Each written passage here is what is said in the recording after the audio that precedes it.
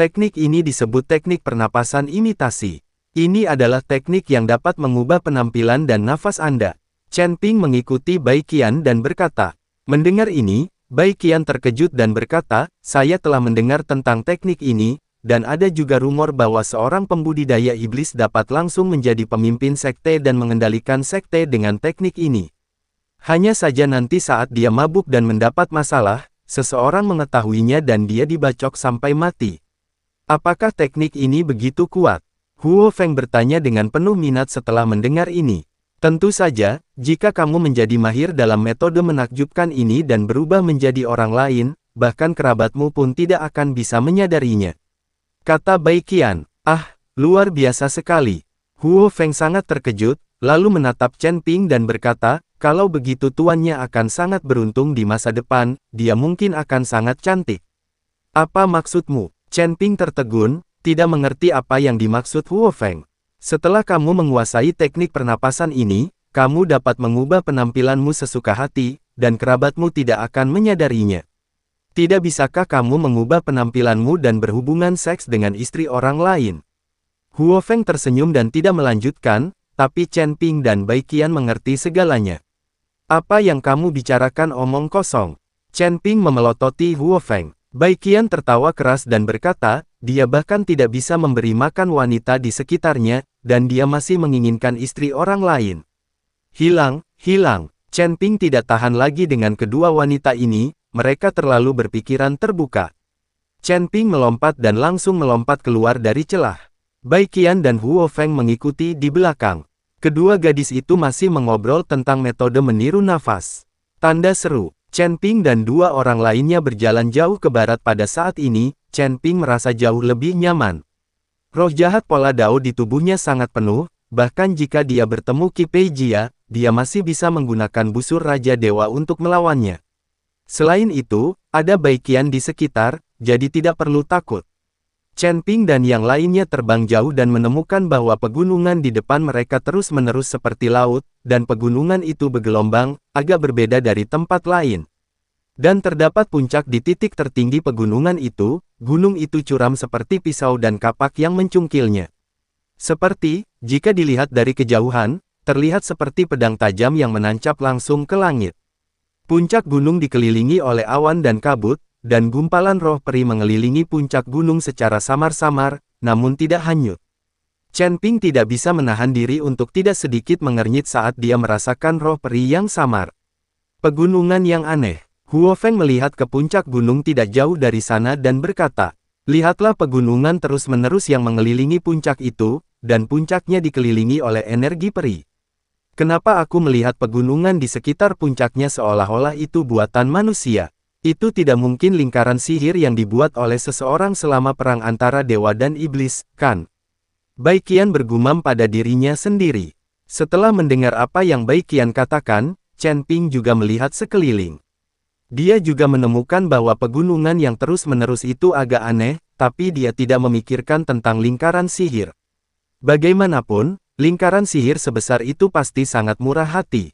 Tapi kemudian aku memikirkannya, pada saat itu, ketika para dewa dan iblis sedang bertarung, semua yang abadi turun ke dunia surga dan manusia, jika itu adalah formasi yang dibuat oleh yang abadi, itu akan mungkin terjadi bahkan di Hongda. Ayo turun dan melihat. Setelah Chen Ping selesai berbicara, tubuhnya melayang ke bawah.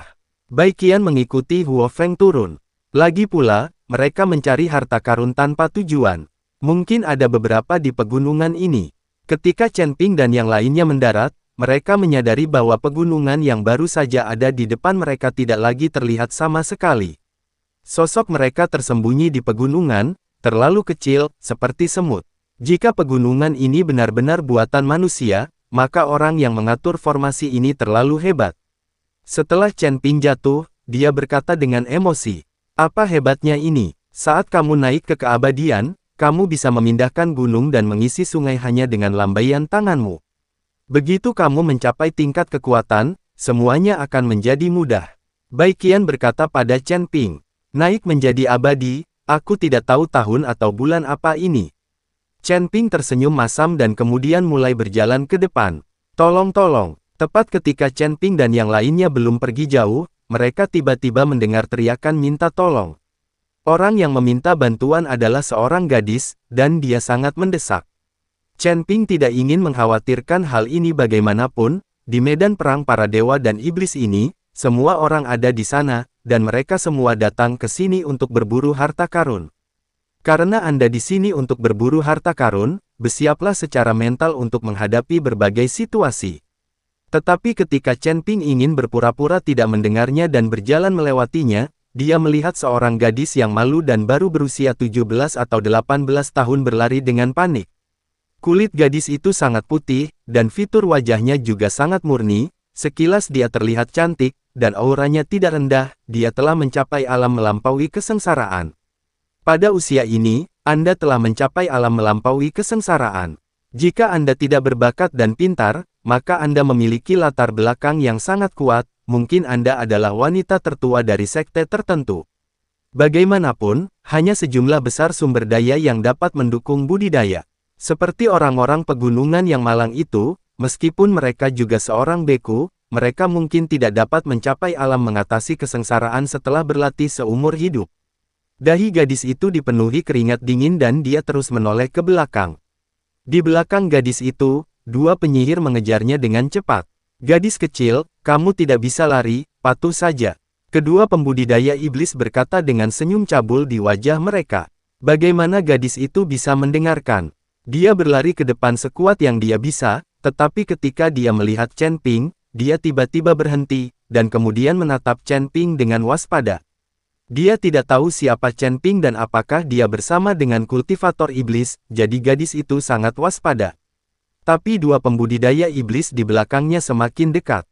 Saat ini, gadis itu melihat Bai Qian dan Huo Feng. Mereka berdua perempuan, jadi mereka mungkin memiliki kedekatan alami. Saya melihat gadis itu melewati Chen Ping dan berlari menuju Bai Qian dan Huo Feng. Kakak, dua saudara perempuan, tolong bantu aku. Gadis itu berlari ke arah Bai Qian dan Huo Feng, lalu bersembunyi di belakang mereka dengan ekspresi panik. Bai Qian mengikuti Huo Feng dan melihat penampilan menyedihkan gadis itu, merasa tertekan dan berkata, jangan takut. Selama kita di sini, tidak ada yang akan menyakitimu. Pada saat ini, dua pembudidaya iblis telah menyusul mereka. Ketika kedua pembudidaya iblis melihat Bai Qian dan Huo Feng, mereka menyeringai, hahaha, hari ini adalah hari yang baik. Dua wanita cantik ada di sini. Sekarang, dan saya akan diberkati. Petik 2. Chen Ping. Kedua pembudidaya iblis itu menatap langsung ke arah Bai Qian dan yang lainnya, sama sekali tidak menyadari orang-orang yang tidak jauh dari situ. Bagaimana kalian berdua pembudidaya iblis bisa menindas seorang gadis? Apakah kalian tidak tahu malu? Bai Qian bertanya pada kedua pembudidaya iblis itu dengan marah. Wajah seperti apa yang kamu butuhkan di medan perang antara dewa dan iblis ini? Terlebih lagi, ini adalah gunung iblis, wilayah para penggarap iblis kita, apalagi yang berani kamu lakukan? Tanda seru. Seorang pembudidaya iblis berkata dengan liar. Medan perang antara dewa dan iblis yang dibuka di Gunung Tianmo adalah wilayah iblis, jadi mereka tidak takut sama sekali. Saya menasihati Anda untuk patuh dan patuh. Selama Anda melayani kami saudara dengan nyaman, Anda masih bisa menyelamatkan hidup Anda. Saya pikir Anda bukan gadis besar lagi. Tidak ada gunanya bersenang-senang dengan kami saudara. Pembudidaya iblis lain tidak tahan lagi dan perlahan mendekati Bai Qian dan yang lainnya. Mendengarkan kata-kata pembudidaya iblis, Bai Qian dan Huo Feng sangat marah. Kamu berani membuat rencana untuk wanitaku. Apakah ini akhir hidupmu? Ini adalah suara lucu yang terdengar dari belakang dua pembudidaya sihir. Kedua pembudidaya iblis itu dengan cepat melihat ke belakang dan menemukan Chen Ping sedang menatap mereka dengan dingin tidak jauh dari sana. Keduanya langsung rileks saat melihat Chen Ping hanyalah biksu tingkat pertama di alam kesengsaraan. Nak, apakah kamu, seorang biksu tingkat pertama di alam kesengsaraan, pantas mendapatkan seorang wanita? Sudah kubilang, kami, dua bersaudara, sedang mempermainkan wanitamu untuk memberimu wajah. Kamu seharusnya merasa beruntung. Kedua pembudidaya iblis itu mengejek Chen Ping. Chen Ping tidak berbicara, tetapi pedang pembunuh naga tiba-tiba muncul di tangannya, dan kemudian cahaya pedang melintas di atasnya. Kedua pembudidaya iblis tidak punya waktu untuk bereaksi, dan tubuh mereka terbelah dua oleh cahaya pedang. Mata kedua pembudidaya iblis itu melebar karena terkejut di wajah mereka. Menatap tubuhnya yang telah dipotong oleh Ma Xiao, dia akhirnya terjatuh. Sampai hari mereka mati, mereka masih tidak mengerti bagaimana Chen Ping, seorang biksu tingkat pertama di alam kesengsaraan, berhasil membunuh dua biksu alam kesengsaraan tingkat ketiga dengan satu pedang. Ini tidak ilmiah. Ketika gadis itu melihat bahwa Chen Ping telah membunuh dua pembudidaya iblis dengan satu pedang, matanya membelalak karena tidak percaya di wajahnya. Baiqian menghampiri Chen Ping dengan senyuman di wajahnya, aku tidak menyangka sikap heroikmu dalam menyelamatkan kecantikan cukup tampan. Apakah yang baru saja kamu katakan itu benar? Apa yang kamu bicarakan? Chen Ping tercengang. Kamu bilang kami semua adalah wanitamu, apa aku menghitungnya? Baiqian mendekati Chen Ping dan terus bertanya dengan tatapan genit. Ayo pergi, sebentar lagi akan gelap. Chen Ping tidak mau menjawab Baiqian. Meskipun dia telah tidur dengan Baiqian berkali-kali, itu hanya transaksi dan tidak ada perasaan.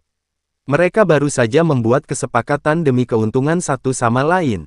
Tuan, apa yang harus saya lakukan terhadap gadis ini? Huo Feng bertanya pada Chen Ping. Chen Ping melirik gadis itu, dan gadis itu tahu bahwa Chen Ping adalah bos di sini, jadi dia buru-buru berlari ke arah Chen Ping, saudaraku, tolong, jangan tinggalkan aku, tolong. Gadis itu meraih lengan Chen Ping, matanya penuh doa. Chen Ping tidak mengatakan apa-apa. Dia bukan orang yang baik. Dia ada di sini untuk berburu harta karun di medan perang para dewa dan iblis. Satu orang lagi akan menjadi beban lain. Ketika gadis itu melihat Chen Ping terdiam, dia menitikkan air mata dan mengertakkan gigi dan berkata, saudaraku, tolong, selama kamu tidak meninggalkanku, kamu dapat melakukan apapun yang kamu ingin aku lakukan. Aku dapat memberimu milikku tubuh. Ketika Chen Ping mendengar ini, kulit kepalanya langsung mati rasa, dan dia akan disiksa sampai mati oleh Baiqian selama periode ini. Saya bukan bodhisattva Guanyin, dan tubuh Anda tidak berguna bagi saya. Namun, jika Anda dapat mengeluarkan harta lain yang bernilai sesuai, saya dapat mempertimbangkan untuk membawa Anda, kata Chen Ping kepada gadis itu. Gadis itu memandangi tubuhnya dan tampak malu, saya berpisah dengan ayah saya, dan saya tidak membawa harta apapun. Tetapi jika Anda dapat membimbing saya menemukan ayah saya pasti akan membalas budi Anda. Milik Anda. Petik 2. Saya dari keluarga Seng di Fancheng. Nama saya Seng Jiahui. Keluarga Seng di Fancheng. Apakah ayahmu Seng Tiantai? Baiqian mendengar ini dan bertanya dengan cepat. Seng Jiahui mengangguk dan memandang Baiqian dengan aneh, aku ingin tahu bagaimana adikku mengenal ayahku. Keluarga Sengmu paling terkenal dengan mantra dan jimatnya, dan juga terkenal di seluruh wilayah selatan. Aku tidak menyangka kamu juga akan memasuki medan perang para dewa dan iblis. Apa yang terjadi dengan kedua pembudidaya iblis tadi? Mengapa kamu berpisah dari ayahmu? Baiqian bertanya dengan rasa ingin tahu.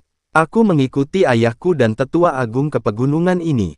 Ayahku berkata bahwa pegunungan ini ditutupi oleh lingkaran sihir yang sangat besar, jadi kita perlu memisahkan diri untuk menemukan titik lemah dari lingkaran sihir itu.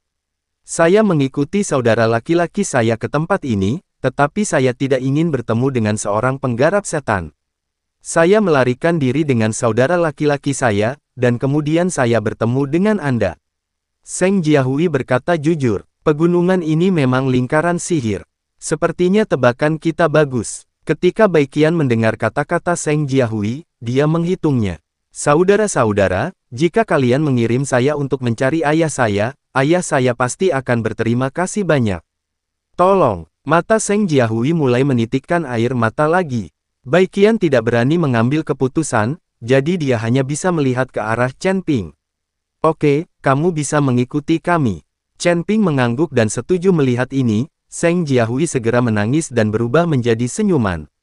Tapi saat Chen Ping dan yang lainnya hendak pergi, tiba-tiba seorang pria parubaya melompat keluar dengan ekspresi menyeramkan di wajahnya. Pria itu melirik mayat dua pembudidaya iblis di tanah, dan berkata dengan mata tajam, kamu membunuh dua saudara laki-lakiku dan kamu masih ingin pergi, tidak mungkin.